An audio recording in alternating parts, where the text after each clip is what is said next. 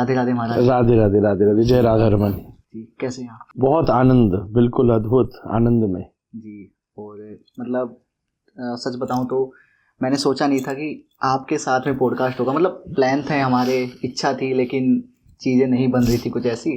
तो I am very glad कि आपसे मिलने का मौका मिला और आपके साथ हम ये पॉडकास्ट कर रहे हैं।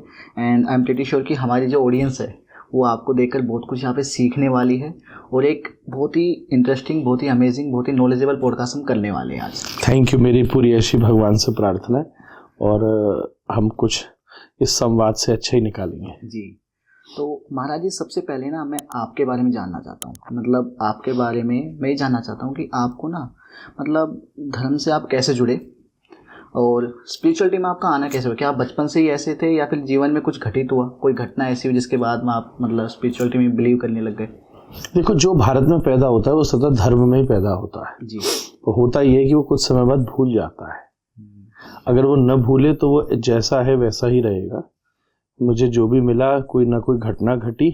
हाँ, डेफिनेटली बहुत सारी घटना हर आदमी के जीवन में घटती है।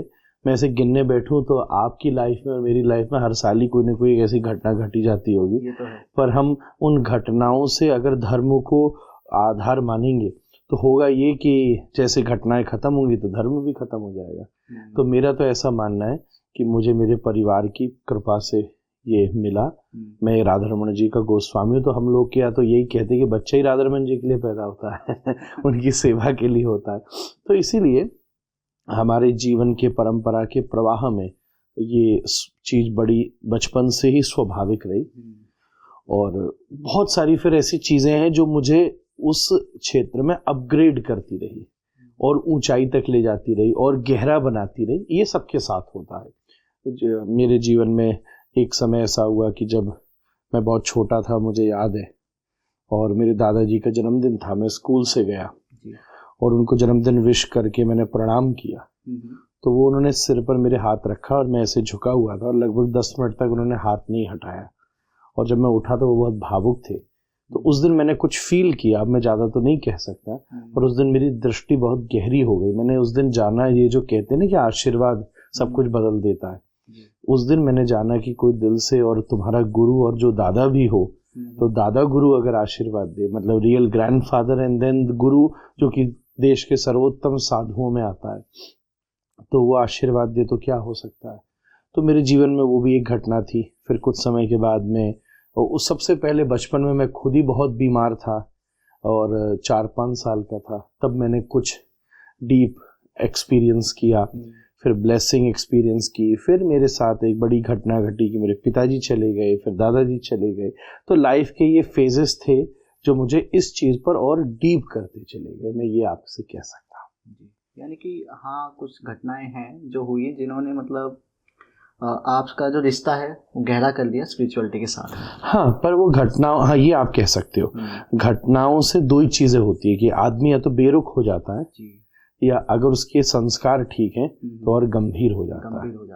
तो मेरे साथ तो ऐसे ही था कि मेरे बड़ों की कृपा से मेरे जीवन में जो भी चीज़ें घटती रहीं वो मुझे धर्म के प्रति और गहरा करती। महाराज जी, एक और बात, ये जो 2024 का साल है, खासकर 22 जनवरी, तो हम सनातन धर्मियों के लिए ना, जो सनातन धर्म में बिलीव करते हैं, उनके लिए एक बहुत ही बड़ा दिन है। बड़ा दिन था। रामलला जी अयोध्या में वापस आए, स्थापित हुए, प्राण प्रतिष्ठा हुई।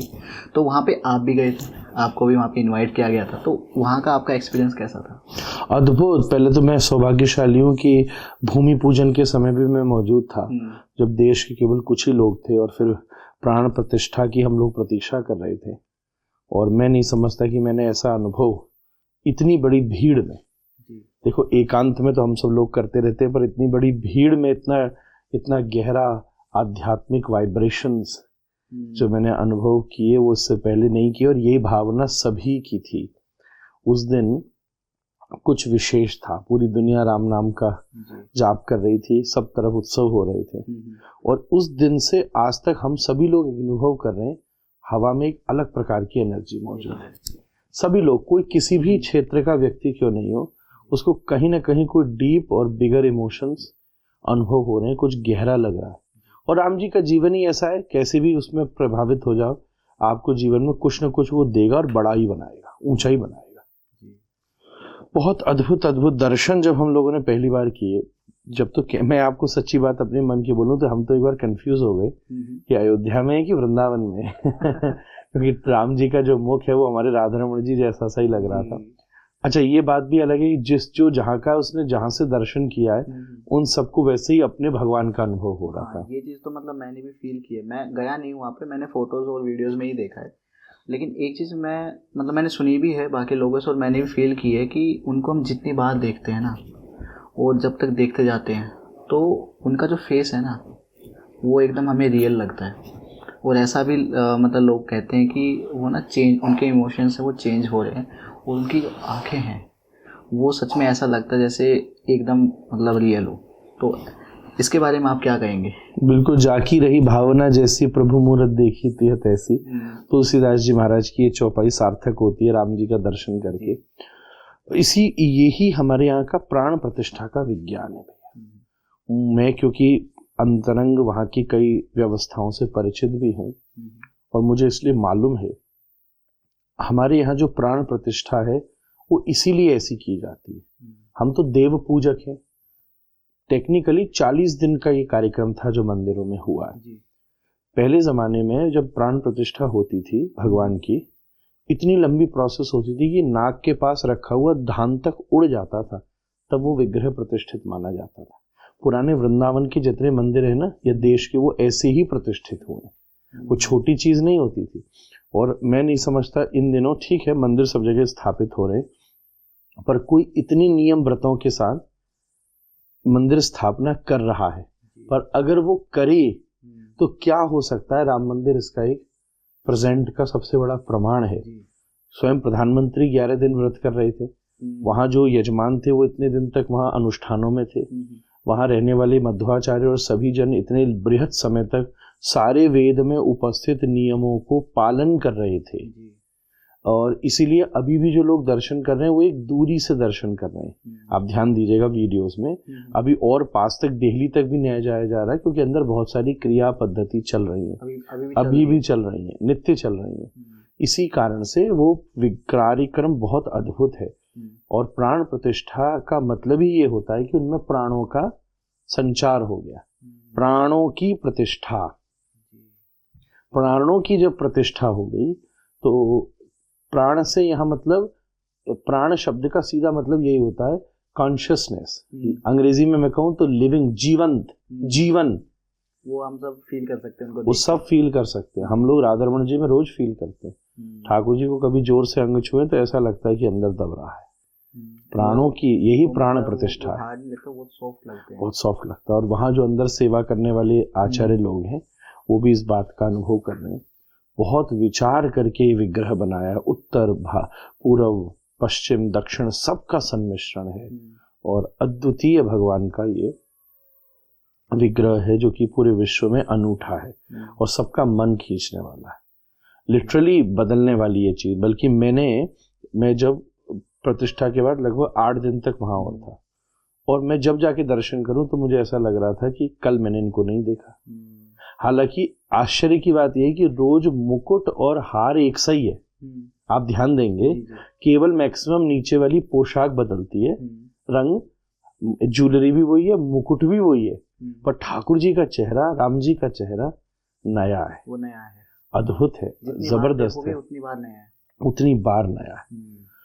और बहुत सुंदर रामलला की जो एनर्जी है अपने मूल स्थान पर, ग्रह, नक्षत्र, सभी चीजों का गहराई से विचार करके वो किया गया है, इसलिए उसकी भावना अति उत्तम और श्रेष्ठतम है। और ये तो विश्व भर को ये संदेश देती है कि भारत का ये जो प्रवीण मूर्ति प्रतिष्ठा का विज्ञान है ये कोई सामान्य चीज नहीं है। ये तो है। ऊपर से जो अयोध्या है वो हमारे हिंदू धर्म के हिसाब से सबसे, मैं मानता हूँ कि सबसे ज़्यादा इम्पोर्टेंट स्थान है ना। इसके अलावा बात आती है वृंदावन की, तो वृंदावन से तो आपका बहुत गहरा रिश्ता है जी। तो आप वृंदावन को मतलब आपका क्या पॉइंट ऑफ व्यू है, किस नज़रिए से देखते हैं वृंदावन को आप? देखो, वृंदावन को अपने नज़रिए से देखा ही नहीं जा सकता। मैं तो ऐसा मानता हूँ। वृंदावन को तो गुरुदेव की कृपा की दृष्टि से ही देखा जा सकता है। अगर आप राधा रानी की और राधा रानी के चरणों में आश्रित गुरुदेव की कृपा दृष्टि से वृंदावन को देखोगे तो वो आपको कोई सामान्य शहर नगर जिसमें बहुत सारे मंदिर हैं, बहुत सारे लोग रहते हैं, ऐसा नहीं दिखेगा। उसको देखने का, जैसे दही लो, ठीक है, दही को ऐसे देखो तो सफ़ेद सफ़ेद दिखता है, उसी को लेबोरेटरी में जगा के माइक्रोस्कोप से देखो तो कितने सारे उसमें जीवाणु प्रतीत होंगे, बैक्टीरियाज खास। मैं तो ये तक सुना है, बल्कि मैंने आज तक नहीं देखा, इसलिए कि अगर एक बार माइक्रोस्कोप में दही को देख लो तो हम खा नहीं सकते उसको, क्योंकि उसके अंदर तुमको इतने चलित बैक्टीरिया और जीवाणु प्रतीत होंगे। तो जैसे नज़र बदली तो देखने की चीज़ बदल गई ना। बस इसी दृष्टांत से मैं कहूँगा, ऐसे देखोगे तो वृंदावन एक कोई शहर जैसा लगेगा, पर अगर आप माइक्रोस्कोप, जो कि आपको गुरुजी की कृपा से मिलेगा, शास्त्रों के माइक्रोस्कोप से वृंदावन को देखोगे तो वो नगर की तरह नहीं लगेगा, वो तो साक्षात राधा कृष्ण के स्वरूप की तरह ही तुम्हें प्रतीत होगा, ऐसा लगेगा। बल्कि मैं बोलता रहता हूँ कि वृंदावन राधा रानी में अवस्थित है। राधा रानी वृंदावन में नहीं रहती, वृंदावन राधा रानी में रहता है। ये तो रस का स्वरूप है। वृंदावन मेरे लिए प्रेमियों का केंद्र है। देखो, बरसाना ज्ञानियों का केंद्र है, अयोध्या त्यागियों का केंद्र है, और वृंदावन प्रेमियों का केंद्र है, जहाँ उनको शांति मिलती है। और मैं तो कहूँगा जहाँ उनको कृष्ण मिलता है, उस जगह का नाम Vrindavan, meeting place of Krishna. तो श्री कृष्ण के मीटिंग प्लेस को वृंदावन कहते हैं। एक यहाँ पे अभी आपने बात कही कि प्रेम का केंद्र है वृंदावन। अगर हम प्रेम की ही बात करें तो अभी कल ही वैलेंटाइंस डे आ रहा है जी, तो मैं आपसे ये जानना चाहता हूँ कि अगर हम प्रेम की बात करें, महादेव हैं, पार्वती जी हैं, सीता जी हैं, भगवान श्री राम हैं, राधा जी हैं और कृष्णा जी हैं। इनका जो प्रेम था वो अतुल्य है। तो मतलब आप उनका जो प्रेम है, खासकर जो हमारे भगवान हैं, उनके आपस का जो प्रेम है, उसको पहले आप किस नज़रिए से देखते हैं? क्या कहेंगे उनके बारे में? देखो, वो प्रेम के सबसे बड़े एग्जाम्पल है जी। सीताराम का प्रेम, राधा कृष्ण का प्रेम, ये सब प्रेम के लिए ही प्रकट हुए। भगवान गोस्वामी जी ने लिखा ना, प्रेम ते प्रकट होई मैं जाना। ये प्रकट होकर प्रेम नहीं कर रहे हैं। दो चीज समझिएगा, ये राधा कृष्ण इसलिए नहीं कि ये प्रकट हुए और इनको प्रेम हो गया, ये तो प्रेम दुनिया को सिखाने के लिए ही प्रकट हुए। ये बिगेस्ट रोल मॉडल है प्रीति के। पर इनका प्रेम कालातीत प्रेम है, ये अप्राकृतिक प्रेम है। ये प्रेम शरीर का आकर्षण नहीं है, ये केवल आदत नहीं है। हाँ, मैं वही समझा रहा हूँ। हम लोग जो प्रेम है वो पहले होता है शरीर का आकर्षण, फिर हो जाता है आदत, उसको हम प्रेम मान लेते हैं कि बहुत समय तक किसी व्यक्ति के साथ है तो आदत हो गई। तो एक छोटी सी चीज मैं आपसे कह दूं सार में, प्रेम किसको कहते हैं? स्वसुखैक तात्पर्यता बलित शास्त्र की दृष्टि से काम। किसी भी चीज से मैं सुखी हूं, इसका नाम काम है, और मैं जब अपने सुख से ऊपर उठ जाता हूं तब इसका नाम प्रेम है। और एक बिल्कुल छोटी एक बात निवेदन करूं, प्रेम इंसान से हो ही नहीं सकता। प्रेम तो भगवान से ही होता है, और अगर वो किसी इंसान से भी होता है तो उसको भगवान बना देता है। पर एक चीज आप ये समझिए कि आप अगर प्रेम कर रहे हैं तो लाइफ लॉन्ग कमिटमेंट कीजिए एक दूसरे के साथ। आप अगर प्रेम कर रहे हैं तो उसको सम्मान भी दीजिए, शील दीजिए, मर्यादा दीजिए। ये सब चीजें प्रेम के साथ साथ आ जाती हैं। श्री राधा कृष्ण प्रेम कर रहे हैं तो ऐसे ही कहीं चौराहे पे नहीं बैठे जा रहे शिव पार्वती जी, और इसको अगर बहुत सम्मान के साथ, बड़ी मर्यादा के साथ, इसको बहुत शीलता के साथ, मुझे ऐसा लगता है कि आपस में सम्मान हो जाए, ये प्रेम है। और आपके प्रेम को विश्व सम्मान करने लग जाए, ये प्रेम है। ये शिव पार्वती के साथ भी मिलेगा, सीताराम के साथ भी मिलेगा, राधा कृष्ण के साथ तो आज तक हर मंदिर में वो दोनों खड़े। और हमारे प्रेम को क्यों नहीं व्यक्ति स्वीकार कर पा रहा? क्योंकि उसमें प्रेम तो है पर उसमें सम्मान नहीं है, उसमें मर्यादा नहीं है, उसमें शीलता नहीं है। शीलता शब्द का मतलब होता है एक बहुत अच्छा हल्का सा संकोच, हल्का सा संकोच, उसको और बेटर करने के लिए। जैसे कोई चीज़ हम बाजार से खरीद के लाते हैं तो वो नाइसली पैक्ड होती है जिससे वो सेफ हो सके। तो इसी चीज़ का नाम है शीलता।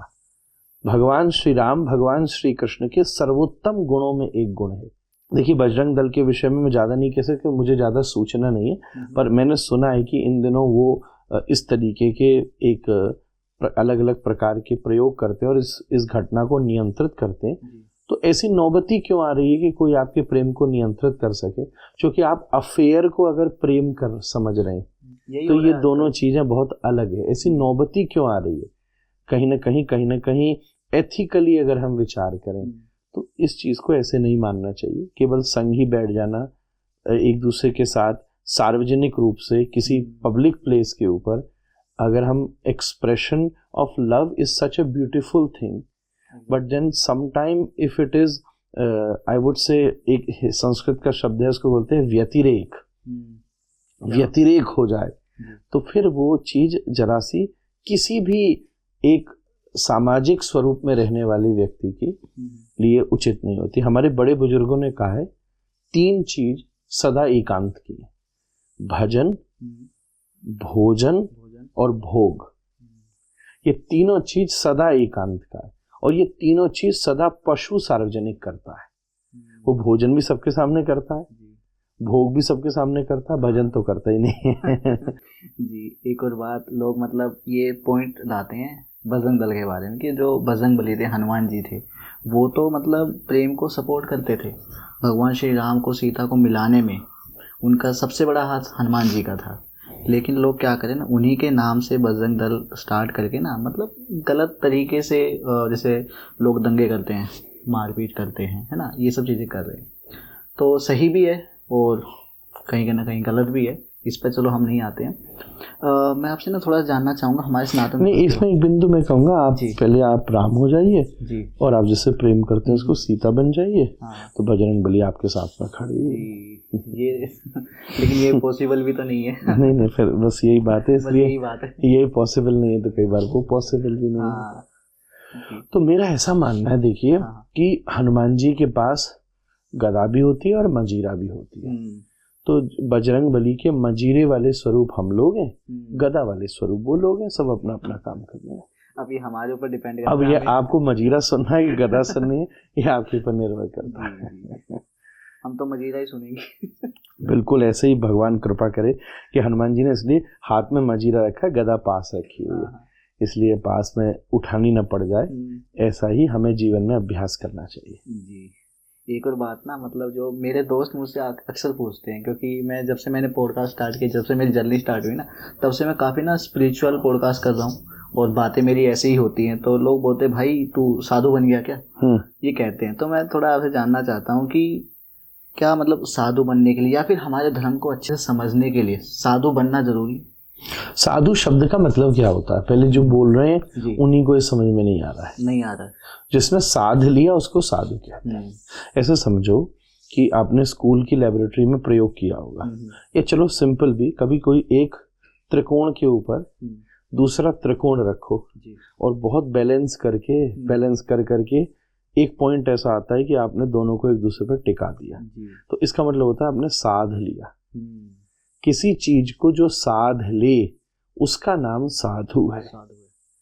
तो कोई एक चीज हमने अपने जीवन में अच्छे से साध ली, उसी को साधु कहा जाता है।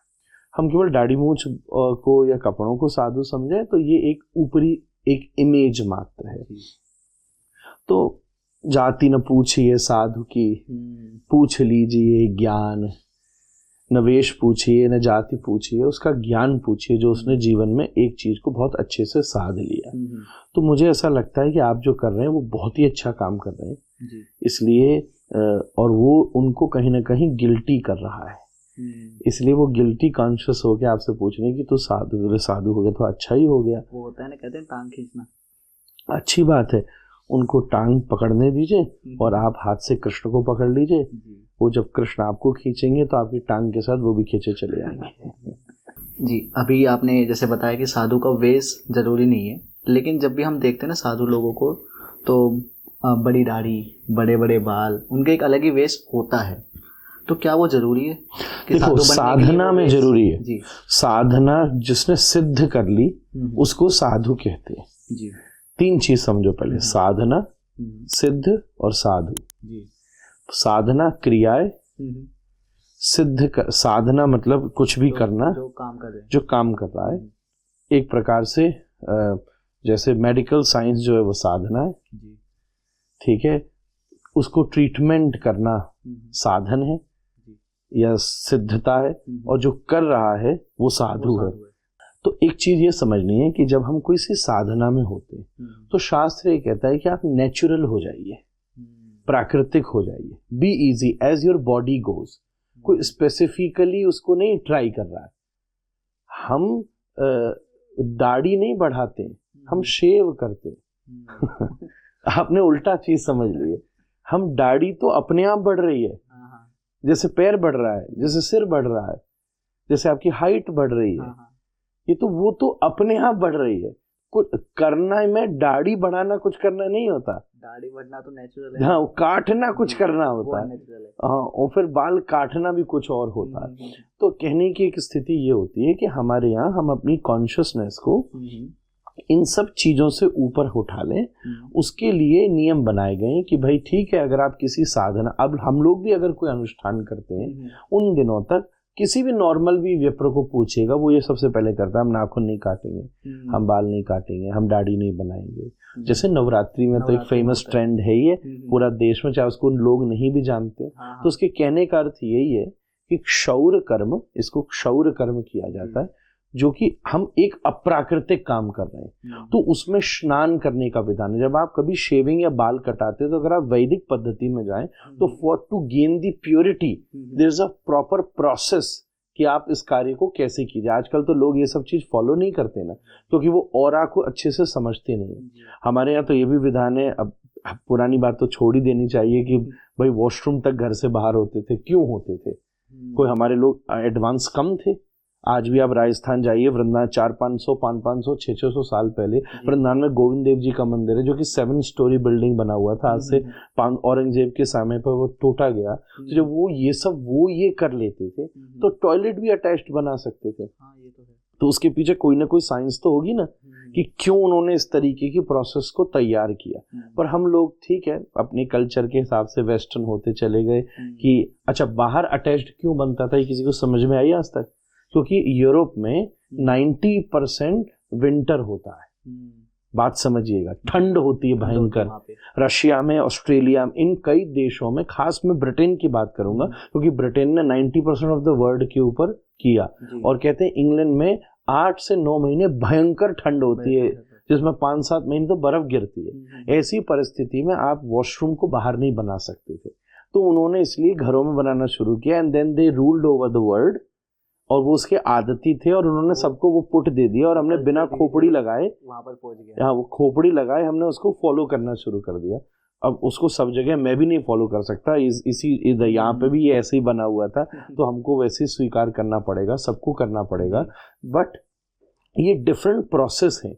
तो मैं ये कहूँगा कि जब हम क्षौर कर्म बोलते हैं उसको, कि ठीक है हम गए और अपना फ्रेशन अप कर लिए और वापस आ गए, पर पहले समय में जब हम क्षौर कर्म करते थे तो ये आज मैं भी जनेऊ तक बदलता हूँ अपना।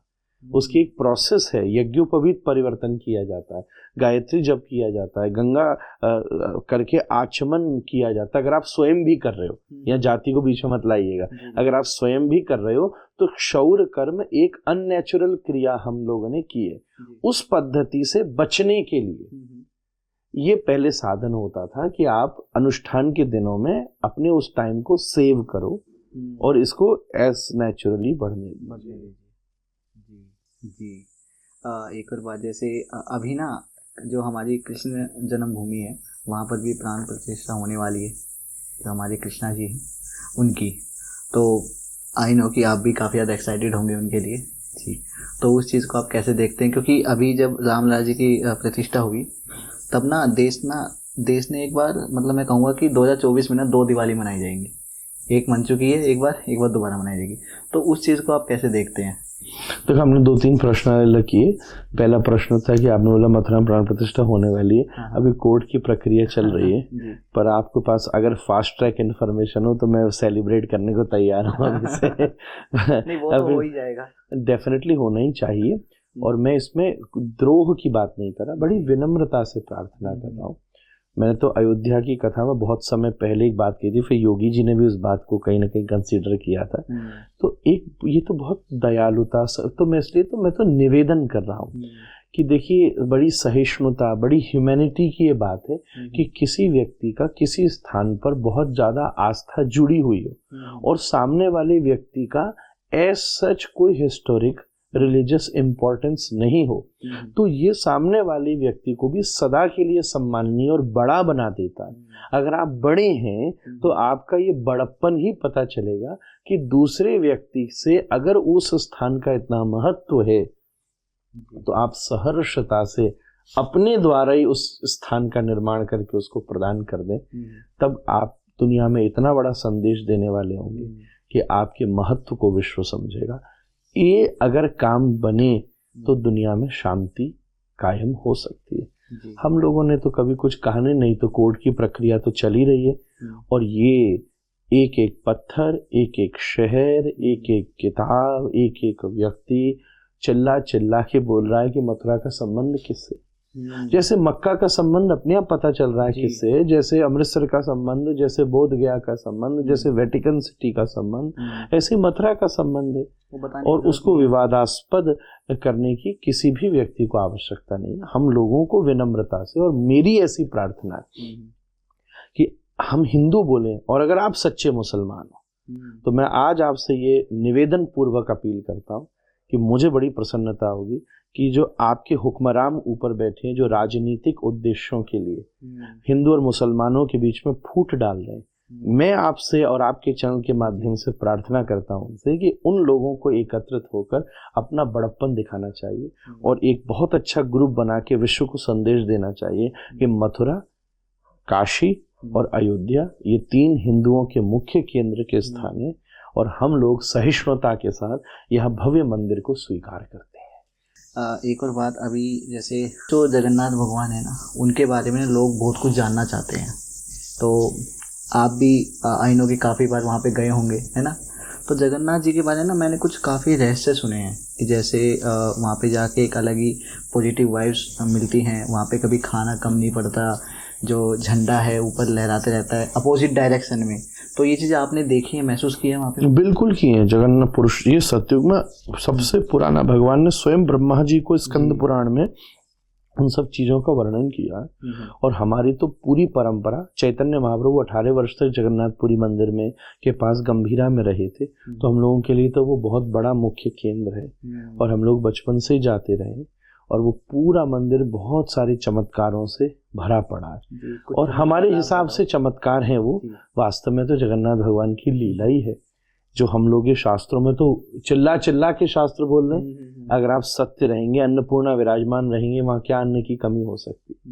और जहाँ स्वयं भगवान विराजमान होंगे तो झंडा विपरीत जाने का मतलब क्या होता है, वो प्रकृति से संबंध नहीं रखता। प्रकृति तो हवा के रुख पे चलती है, ये तो प्रकृति से परे स्थान है, इसलिए झंडा भी विपरीत दिशा में जाता है। निश्चित रूप से भोजन भी।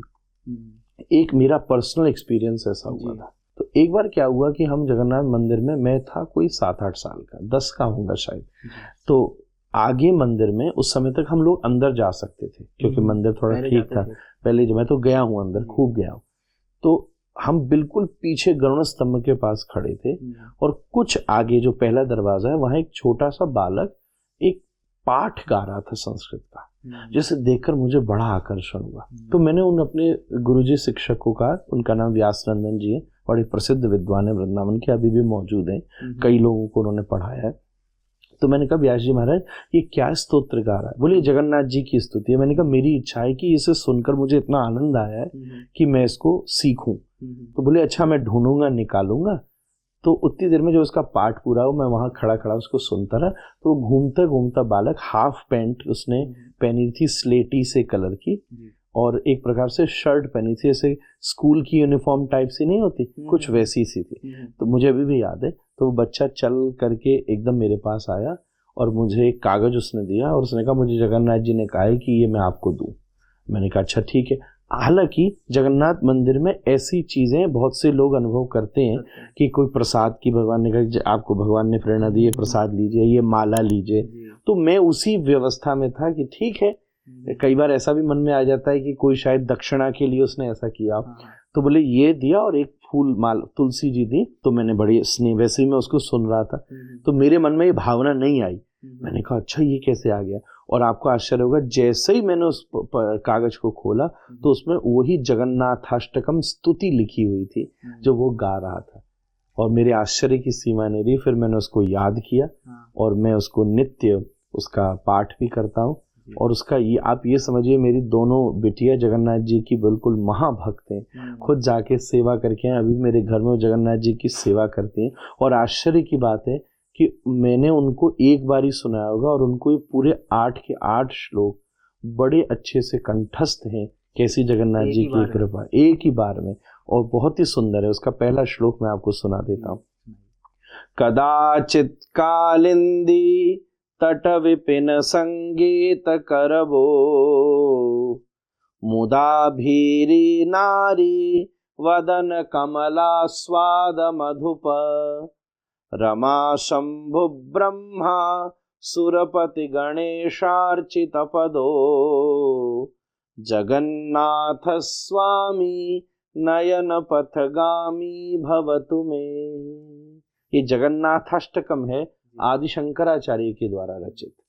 वो कागज कागज अभी भी मेरे पास है जो मुझे उस दिन मिला था, मैंने उसको संभाल के रखा। ये 8 श्लोकों में भगवान जगन्नाथ जी की बिलक बिलक प्रकार की स्तुति की गई है, उसका बहुत विस्तृत मीनिंग है।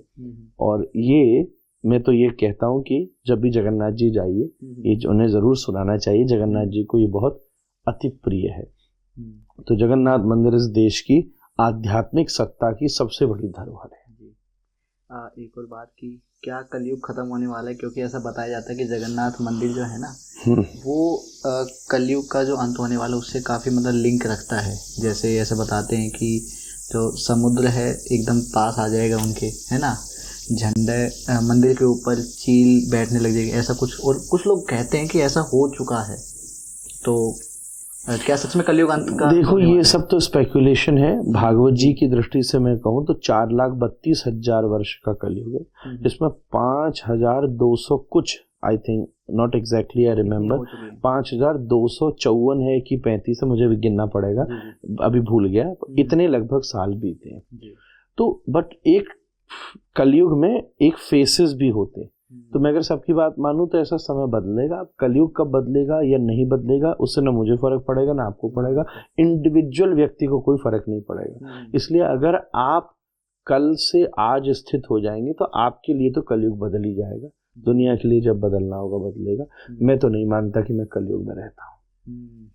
मेरे को श्री राधारमण जी की सेवा मिली है। मैं सबसे पहले कालातीत, कलयुग, सतयुग, त्रेता, द्वापर, इन सबसे परे भगवान के चरणों में अगर आपका प्रेम हो गया, मैं अपने किसी भी शिष्य को नहीं कहता कलयुग का बहाना मत लगाओ। हम कलयुग शब्द का प्रयोग ना बहाने में ज्यादा यूज करते हैं। अरे आजकल बिगड़ रहा, कलयुग इसी को कहते हैं। अरे सब उल्टा सीधा खा रहे हैं, कलयुग इसी को कहते हैं। अरे कोई मंदिर में नहीं जा रहा, कलयुग इसी को कहते हैं। भाई उससे तुमको क्या फर्क पड़ रहा है? आप अच्छे काम में आगे लगिए तो आपके लिए सतयुग आज से शुरू हो जाएगा। कल शब्द का मतलब कल भी होता है, टुमारो, यस्टरडे, इन सबको भी कल कहते हैं। आज में आ जाइए, आपके लिए सतयुग शुरू हो जाएगा। मेरा तो ऐसा ही मानना है। मैं तो बिल्कुल नहीं मानता कि मैं कलयुग में रहता हूँ। मैं तो यही मानता हूँ कि मैं कृष्ण युग में, कथा युग में रहता हूँ, मैं वैष्णव युग में रहता हूँ, मैं भक्ति युग में रहता हूँ। अब इस समय राम युग में रह रहा हूँ। 22 तारीख के बाद से कलयुग होगा। कलयुग को बहुत बहुत प्रणाम है। पर भैया आप राम युग में आइए तो अपने आप देखो एकदम सोचती बात बदल जाएगी। भागवत जी सबसे प्रमाणिक शास्त्र है। उसमें सतयुग, त्रेता, द्वापर, कलयुग चारों की आयु का वर्णन किया गया है। उसके अनुसार सबसे छोटा कलयुग है, डबल है द्वापर, ट्रिपल है त्रेता और 4 गुना है सतयुग। तो यानी कि मतलब इस चीज को मन पे ना रखें कि कलयुग चल जाए, कलयुग चल जाए। लोग जैसे बहाने के रूप में, वो बहाने ज्यादा यूज करते हैं, इसलिए भी शायद ये वाली बात आपकी ज्यादा सुनेंगे लोग।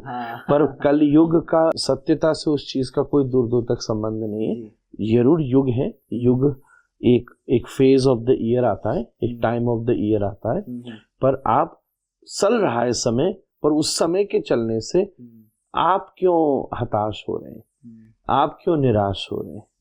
मेरे लिए भी तो बहुत अच्छा बहाना हो सकता था। कई संत भी तो यही सोच सकते थे, अरे ये कलयुग चल रहा है, क्या करना है तिलक लगाने से, क्या करना है ये भागवत करने से, क्या करना है राम मंदिर, क्या करना है राम जी कथा, क्या करना है साधना।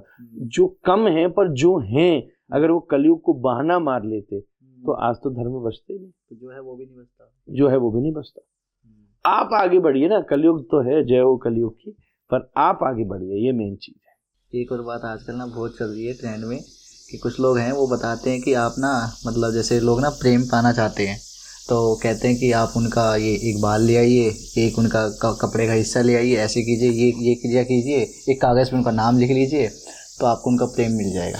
तो मैं एक प्रयास करूँगा, मैं राम जी का एक कागज़ ले आऊँगा, कपड़ा, नाम बता ही दूंगा, मेरा कोई अपॉइंटमेंट बुक कराएगी, मुझे उनसे परम प्रेम हो जाए, मैं सब दुनियादारी के झंझट को फ्री करके प्रभु को प्राप्त कर सकूं।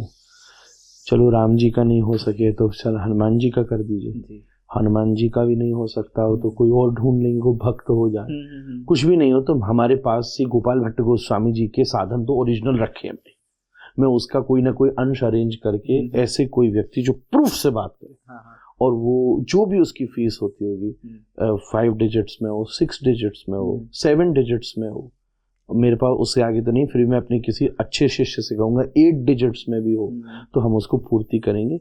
और मेरे को लगता है कि 1 महीने का टाइम पर्याप्त रहता है। मैं गोपाल भट्ट गोस्वामी जी का कोई अंश दूंगा और मेरा उनसे प्रेम करा दे, वो मैं तो मस्त हो जाऊंगा जी। अभी ये लोग हमें करेंगे कांटेक्ट जरूर, प्लीज, मेरी प्रार्थना। जी आपको करें, फिर आप हमारे इस टीम से बात कर लें, हम लोग मीटिंग करेंगे और इस तरीके से जरूर साधना करेंगे। भगवान खूब हम लोगों पे कृपा करे, वो सबका हितकार, ऐसी सिद्धि उनके पास है तो सबका वो हित करे, मेरी ये प्रार्थना है। मैं कोई सिद्धियों के विरोध में नहीं जा रहा, अष्ट सिद्धि नव निधि के दाता, हनुमान चालीसा ये बात कह रही, तो मैं उसके विरोध में क्यों जाऊं। पर मेरी ऐसी भावना है कि आप अपनी ऊर्जा को थोड़ा बिगर प्लेटफॉर्म पर ले करके जाइए।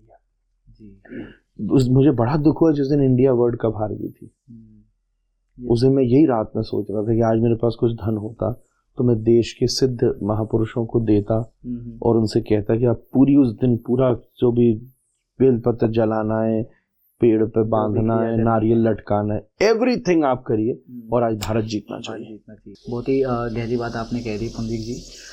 तो महाराज जी थैंक यू सो मच आज के लिए, और काफ़ी सारी मिक्स बातें हमने की है यहाँ पे। हाँ, खिचड़ी थी अच्छी अच्छी खिचड़ी थी, तो आई थिंक कि हमारी ऑडियंस को भी काफ़ी पसंद आने वाली है खिचड़ी। yes. जी धन्यवाद आपका। फिर से हम दोबारा मिलेंगे, बहुत सारी बातें करेंगे जी। धन्यवाद। मेरी बात को कोई भी अन्यथा नहीं ले, मैं आनंद में कुछ कह रहा था और सबके हित के लिए ही कह रहा था, अपने अनुभव से कह रहा था।